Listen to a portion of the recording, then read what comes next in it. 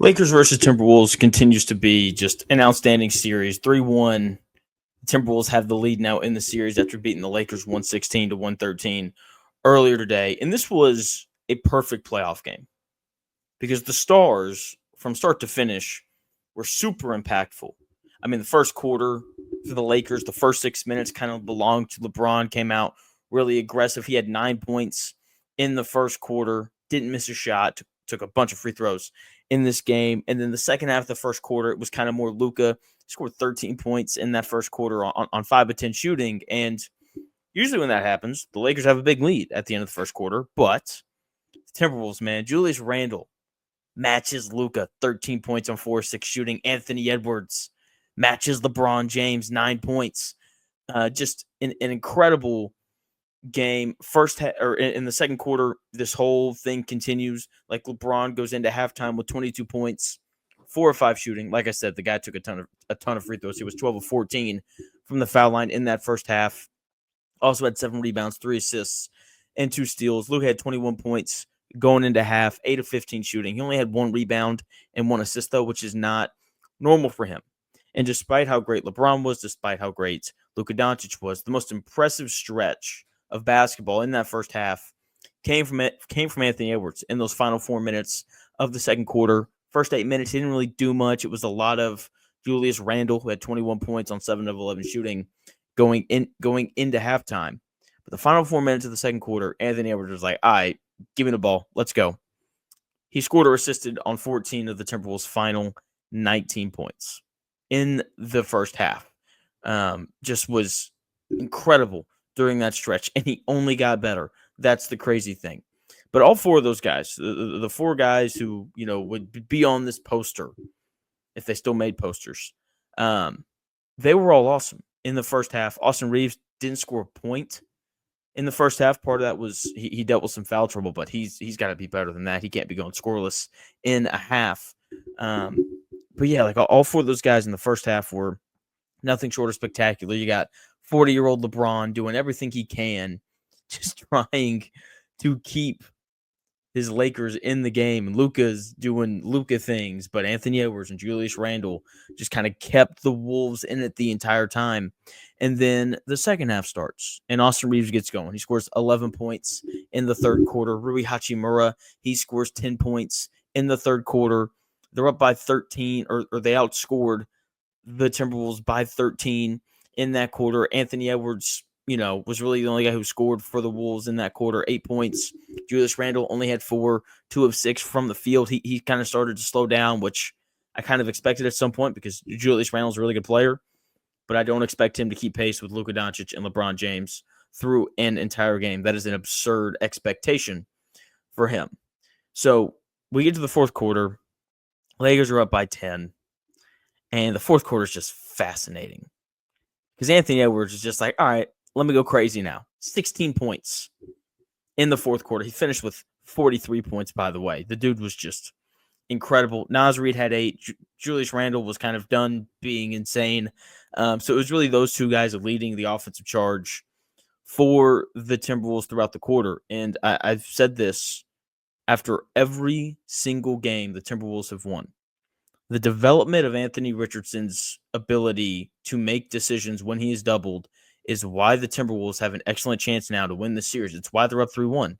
Every game where he's made good decisions once he's been doubled, the Timberwolves have won. And that's what he did in the fourth quarter. He made the right choice every time. If they didn't double, he went to work because, let's be honest, the Lakers don't have a guy on that roster who can defend him one-on-one. They don't have a guy who can make life hard on him one-on-one. And there were a couple times where he got Rui Hachimura switched onto him, and he went to the bucket. There was a time where he got Austin Reeves switched onto him, and he went to the bucket. Whenever he got a mismatch, and he didn't get doubled, he went to the rim outside of the 3 threes that he hit, but he hit 2 of them in the first, 45 seconds. The Timberwolves' first possession, he hits a 3 in Luka's face, and on that second possession, he hits one in Rui Hachimura's face. I mean, the dude was just relentless if he got a guy on him who couldn't guard him. He also went to the line 5 times. He made all 5. Like I said, he got to the rim. He got fouled. And it got to a point where in my notes I wrote down Anthony Edwards isn't touching the ball enough in the final 4 minutes of the fourth quarter. And that's not true. He was touching it. He was just getting doubled. And like I said, he made all the right passes. One of them led to the Dante DiVincenzo and one, right, where he gets fouled going up for the layup. And that was obviously a big shot for them. So, yeah, the improvement in the decision making from Anthony Edwards has actually been a lot of fun to watch in this series because he couldn't do this last year. He couldn't. On the Lakers side of things, LeBron James didn't score a point in the fourth quarter. He only took 2 shots. Luka was 1 of 6 from the field. He only scored 7 points in the fourth quarter. And the Lakers didn't make a sub the entire second half. If you're not going to sub in the second half, you have to have more depth, especially if your 2 best players, if one of them is out of shape, like Luka Doncic is, and if the other one is 40 years old. Like, you can't just play 5 guys in the entire second half. You have to have a little bit more depth. And I know that the Lakers put this team together kind of on the fly, but they've got like 6 playable dudes, and that's it. And that is problematic because then, like, you just don't have enough stuff that you can really rotate and go to. Like, the Lakers are all right. Like, we're going to go small, and we're going to hope that Luka and LeBron are awesome. And if they are, we're probably going to win. And if they're not, then we're probably going to lose. And even though they were both awesome tonight, they just ran out of gas in the fourth quarter. A lot of Luka's shots were short. As I said, LeBron only took 2 shots. Now, to be fair to LeBron, he is 40, and he was very impactful on the defensive end of the floor. He had 3 blocks. He had a steal.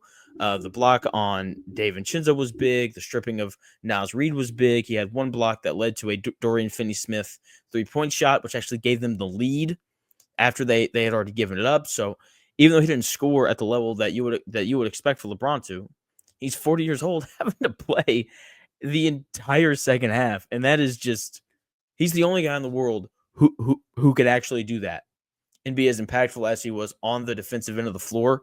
And you could really see the fatigue on that final turnover. You know, the Lakers are down 1, with 30 seconds left or whatever it was, and they go to inbound the ball. And it's LeBron inbounding it to Luka. The Timberwolves are pressed up. And I think that we saw fatigue here. If LeBron is fresh, because freshness isn't only a physical thing, it's a mental thing as well. I think there was some mental fatigue because when you have the ball in your hands as often as Luka Doncic and LeBron James do, and you're having to make every decision for the offense, like, that wears on you mentally.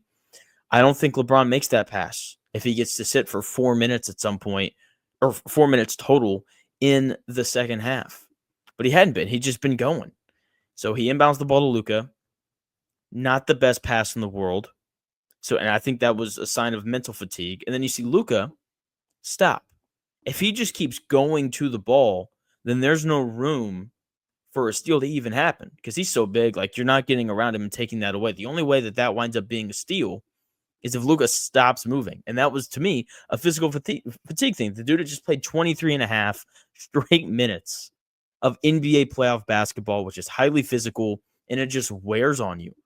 So I thought that the decision on LeBron's part showed some mental fatigue, and I thought that Luka stopping when he should have kept going and closing the gap towards the ball, I thought that showed physical fatigue as well, and that's ultimately why the Lakers lost. A lot of their shots late were short, not just from LeBron and Luka, but also from Reeves and Hachimura and Dorian Finney-Smith. Like, they just didn't have any legs left. Meanwhile, the Timberwolves just kind of surged right on by them in that fourth quarter. So this series has been fantastic, but just doesn't seem like the Lakers have enough options in order for them to win this series because they've really only got 6 guys who can play. And once again, when your best player is out of shape and your second best player is 40, it's hard to ask them to play an entire half of basketball.